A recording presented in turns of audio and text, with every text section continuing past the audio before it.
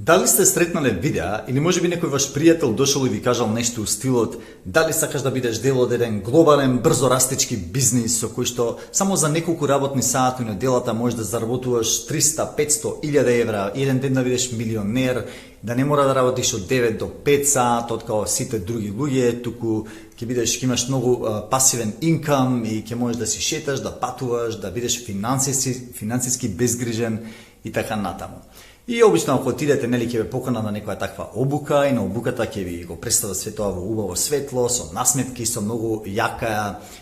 мотивацијска музика, перформанси, некои луѓе у костими со машни ќе ви зборуваат како тие се опасни бизнисмени, дека почнале како вас од нула, ама направиле многу пари и дека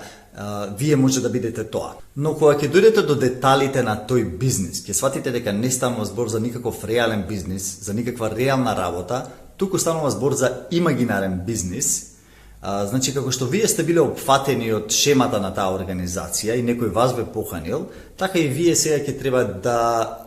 опфаќате други луѓе, да ги убедувате тие да се зачленат преку вас, за да вие добивате процент од нив, а да давате процент од вашите заработки на тој што е над вас или таа што е над вас.